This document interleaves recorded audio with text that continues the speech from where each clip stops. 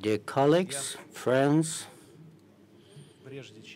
before I start my intervention, I am compelled to turn to the tragic events that happened in our country here in the city of Yaroslavl. As you know, yesterday at the airport there was a plane crash. Among those killed were members of the ice hockey club, very popular hockey club, Lokomotiv, cherished by all of our residents and citizens. Our citizens were killed, and citizens of 7 other countries were also killed in the crash. The players and coaches were killed, and I ask to observe a minute of silence to honor their memory.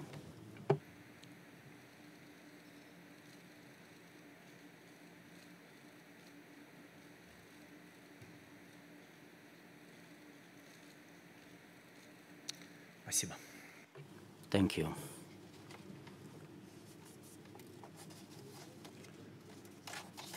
Of course, it's difficult to speak after this event, but anyway, I'll do it. The topic that we discuss here at the Yaroslavl Forum this year, the modern state in the age of social diversity, this topic can only at first glance look like of a purely academic nature. We even thought how easy it goes in Russian, because in the English version it perhaps more easy to understand than in Russian, but this topic is of applied and practical nature. And I would even say the urgency of this topic has been already proven by the very nature of discussion that you have had here, by the high emotions flying in this room. And it is only natural. Most of people in our interrelated and interdependent society are ever more frequently meet in their everyday lives those who differ from them quite obviously. Several centuries ago, contacts among people, contacts with people of other ethnic groups were episodic, they were rare, but today these contacts have become constant, both in cyberspace and in real life. People differ in terms of their professions and in terms of their public status, in terms of income, in terms of being involved in cyber communities, in various networks. People that live at one and the same place are increasingly different from each other, something that it was very difficult to imagine some time ago. The economy in the 21st century requires an ever more clear-cut professional specialization, ever more intensive migration flows, more active exchange of knowledge, goods and services, and of course more complex labor division system. And such a fundamental value as the freedom of choice makes it possible for the individual to independently shape his or her own life and develop his or her own personality, to decide what to be professionally and otherwise. And it gives the human being the right not to follow traditions in various states, and not to live according to stereotypes, and to be unlike others. And this also is an achievement of our time.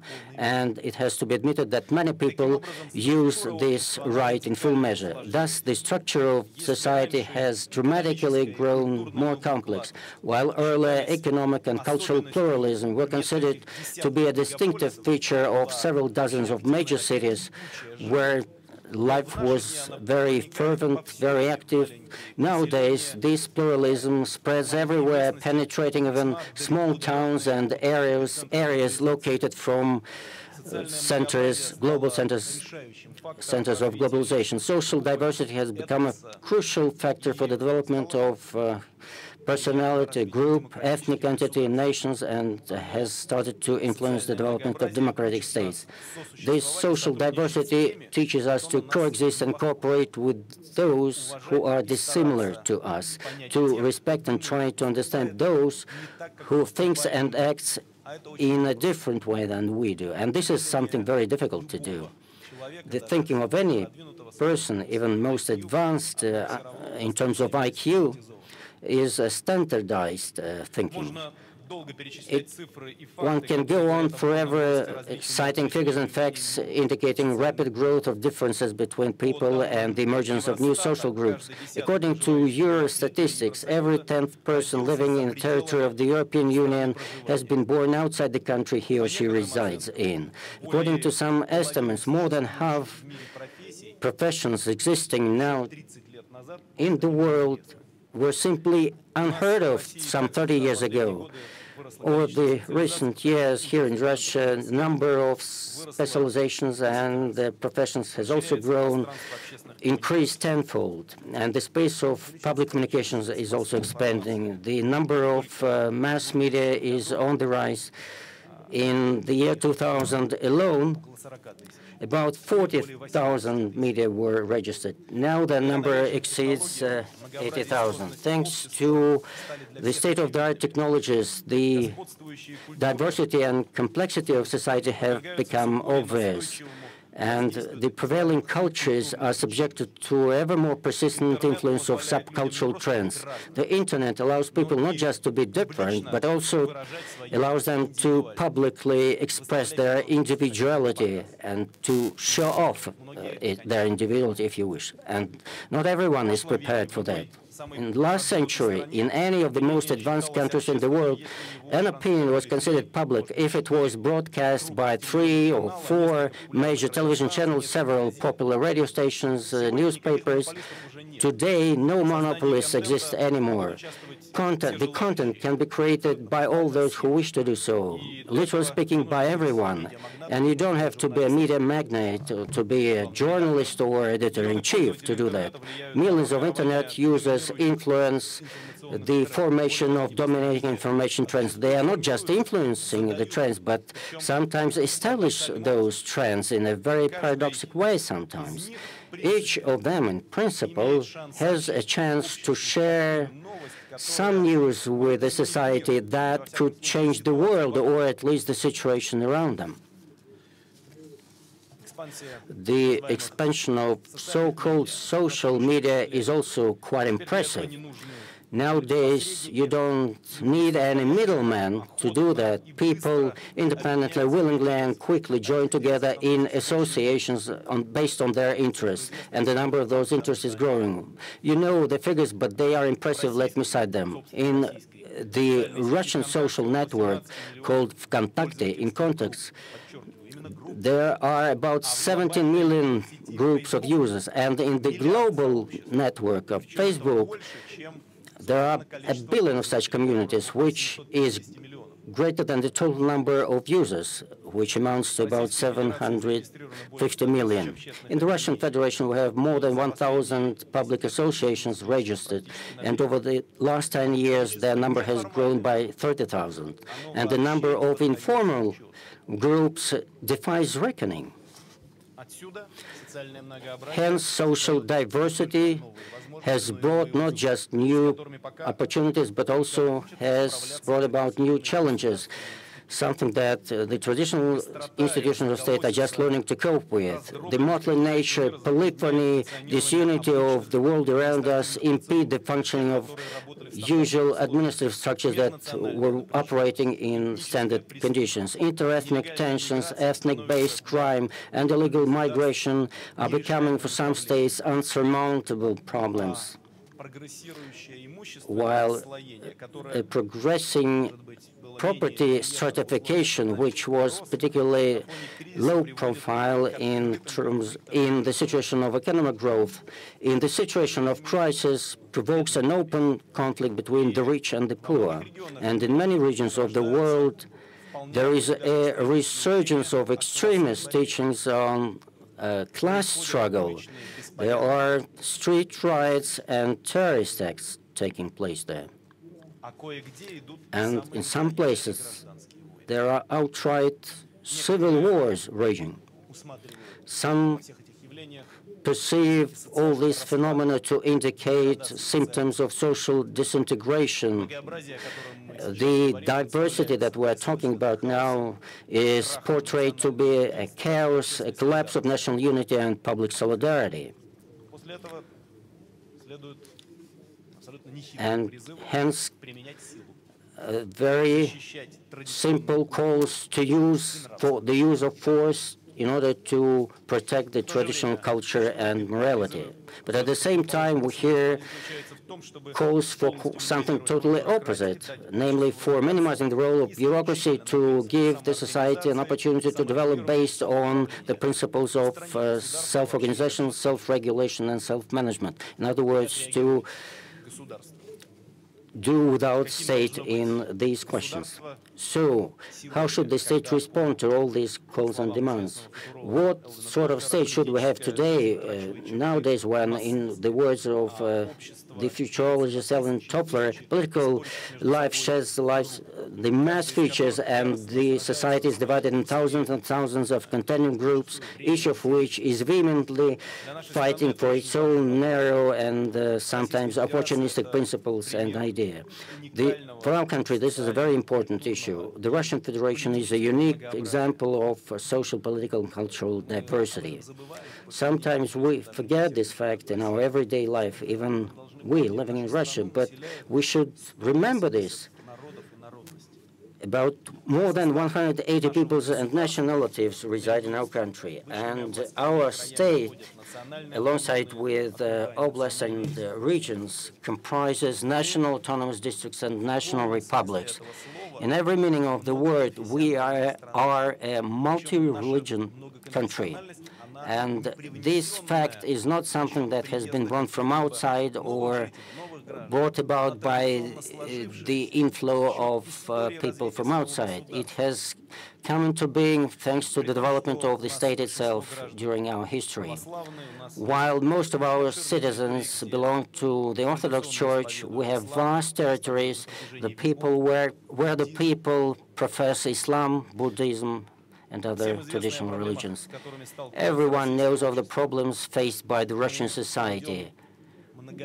For many years, we have been engaged in war against separatism and terrorism, and although this enemy has been weakened, it has not yet been finished off definitively. We have not yet won this fight. Unfortunately, the geography of interethnic tensions is expanding. Domestic migration flows go primarily from south to north.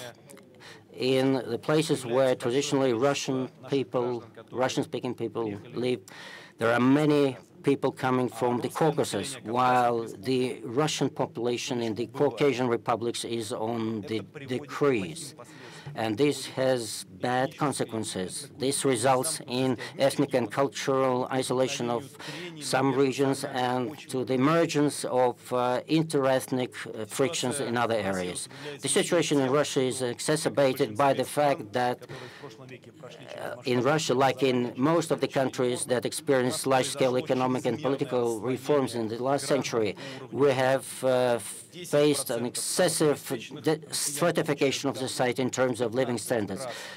10% of the most well-to-do Russians have an income 10 times as large as that of the 10% of the poorest residents, the so-called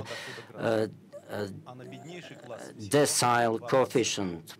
They account for almost 1/3 of total income, and the poorest account for just 2%. Poverty becomes a major catalyst for interethnic contradictions. It is among the disadvantaged social groups that xenophobia and intolerance are growing faster than elsewhere. I have intentionally identified the most ambiguous aspects of the social diversity faced by Russia. So just to explain this situation, but there exist far more seamless and unproblematic things which are easy to talk about. But these are exactly those complex processes which can be used to judge about real policy of any state and its efficiency and goals which should be set for the future. I would like to make it quite clear that all the problems, situations, and even tragedies with which Russia is confronted in the process of the development will never make us give up our objectives. We want and we have wanted and we want to live in a democratic state, which is used to be called as a society of free people in the world free of violence and poverty. And we have to preserve the integrity of our country, because we will have no country at all. Either we will have this country as it is, or no Russia at all, despite the fierce opposition of the extremists and terrorists.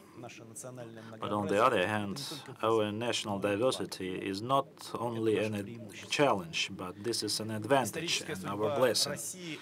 Historically, the fate of Russia is the emergence of a collective creativity of all the peoples living in it, the people which differ in languages, religions, culture and customs. That is precisely due to this diversity we have always managed to find resources, knowledge, and ability to create new knowledges to respond to any challenges. And at the final analysis, it will convert Russia as into a powerful state. And what is more important for us, a state, because we have witnessed more examples of powerful and distinctive states, Russia has become a viable state as well.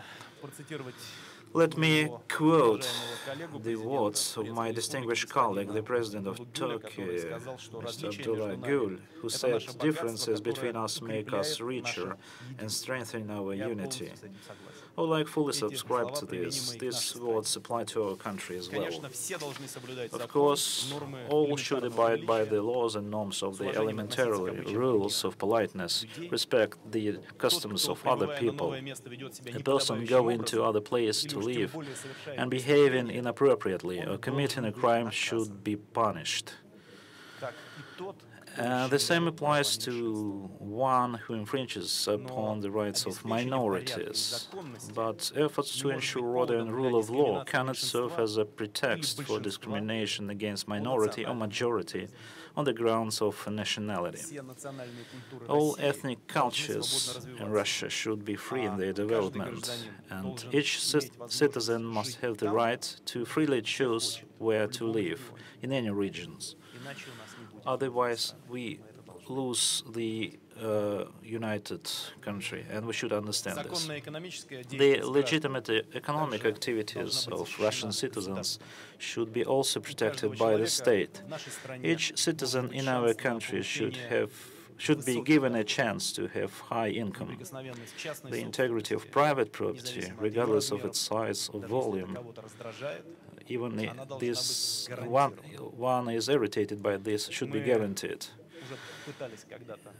In our history, we used to try to create a society without rich people. The results of this social experiment is well known. It led to stagnation, poverty, and unfortunately disintegration of the state. And it happens not because of the conspirological things, conspiracy, global conspiracy, but because we turn out to be free and we didn't have competition ability. That is why we will never allow this to repeat whatever populistic slogans are used by some politicians. In my opinion, state should focus its efforts on, first of all, eradicating poverty. And here, much has been done in this area. Let me remind you that in 1992, a third of the population lived below poverty line. Then in 2000, when I joined the administration, it was 29, and by 2010, this index fell to a little bit more than 12%. This is a progress. But unfortunately, this progress shouldn't be stopped.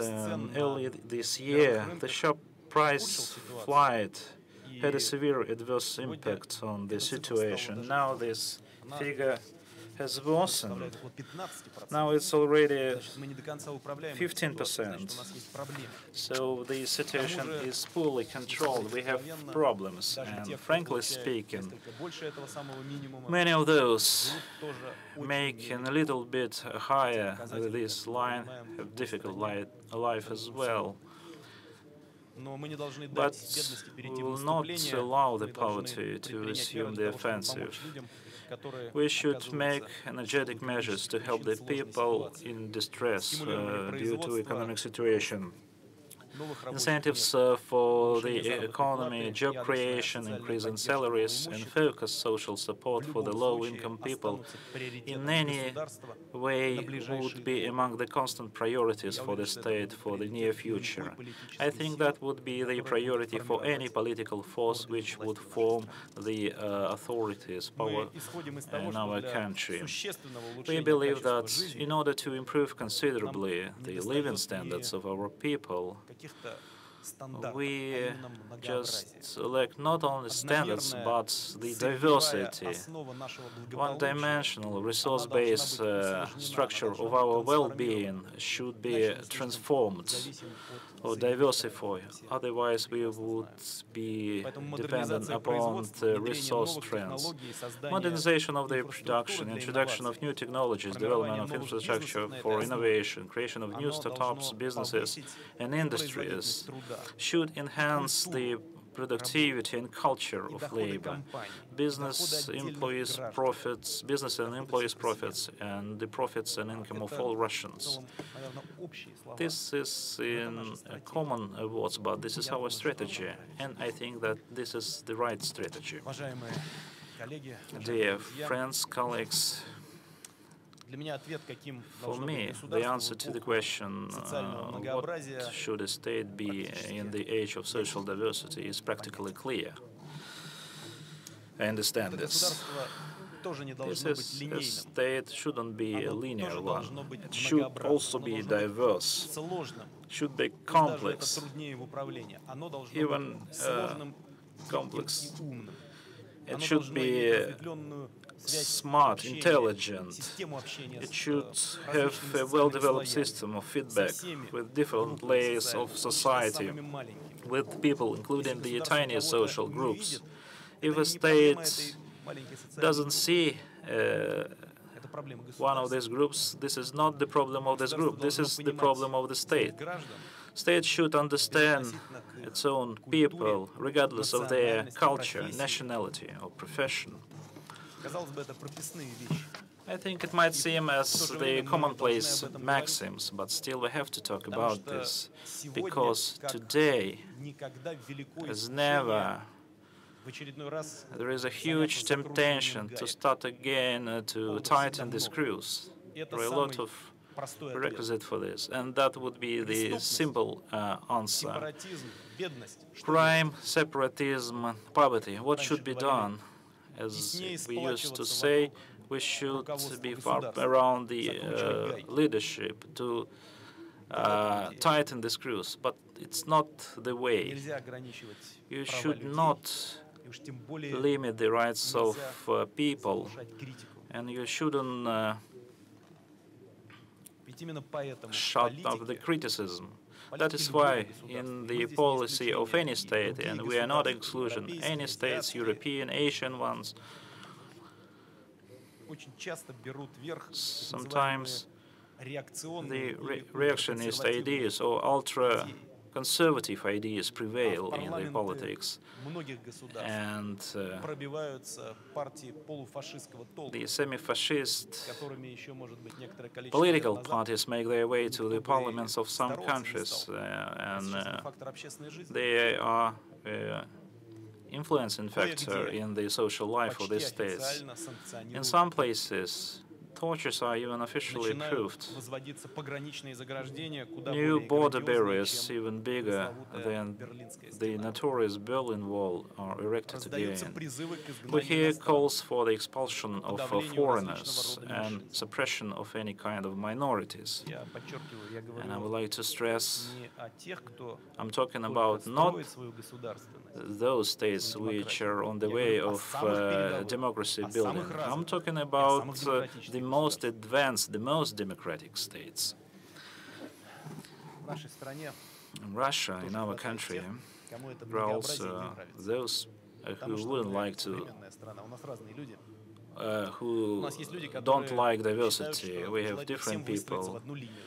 There are people who like to box up the people and go in lines into the bright future. I'm convinced that this is not the way. Moreover, it is destructive. I believe that the state should follow the society trends, just keep up these trends rather than dragging it. Moreover, the leadership of a state is the people with their own impressions, mistakes, and values. In other words, the state should tune and adjust to the modern realities and to be adequate to it, and should support and enhance social diversity as the main national asset. To achieve this, we continue to increase financial and information support for the NGOs of different profile and level. Secondly, we should render support to the people to get access to new independent information sources, including incentives making for development of digital television and broadband internet. I'm personally involved in this, and I believe this is exclusively important for our country. We practically unite digitally our big country, but still there is room for improvement. Thirdly, we should improve the education system and science while encouraging international cooperation in innovation and maintaining a spirit of freedom of creativity in our universities. Fourthly, we should develop, all without exclusion, traditional and at the same time modern cultures which exist in our country. And finally, fifth, maybe the most relevant, taking into account the forthcoming parliamentary elections. Article 13 of the Constitution of Russia sets forth the principle of ideological and political diversity. Over recent years, we have brought our we have made our legislation more sensitive to these principles. Political parties have now equal opportunities to be presented to the election thresholds has been reduced from 75% for the parties seeking the place in the State Duma. And as I have already said, this is transferring and at the same time gradual modernization of our political system. And in my opinion, this is what we need. But I have the opinions. Some are saying that we should do everything swiftly and quickly, and that would be a success. This is one position. The other position is that let's keep what we have now. Everything is good. We have quite solid political support of institutions, quite good situation in the economy. So not to make do harm on this, but we should be developing in a harmonized way. The complex society in which many groups and centers of influence exist call for further decentralization of the state, the delegation of some public functions to the social organizations, and some powers from high authorities to regional and municipal locals. This is the trend of development of the Russian statehood. And it's obviously this is the trend for the development of other states as well, dear friends. In conclusion, I would like to say that here we have politicians, social figures, academicians, huge academicians, members and representatives of NGOs, journalists, and I sincerely thank you for the participation in the work of our forum. Our forum has become maybe another link in the global feedback system which is being molded in our planet. This forum provides for additional chance to listen to each other better, to understand better each other. And our forum is another demonstration of boundless diversity of our thinking. That is why the human or mankind has a chance. I strongly believe in that. Thank you very much. Thank you for coming, for participating, for being with us in this forum and taking into account those tragic events with which Russia is confronted with. Thank you.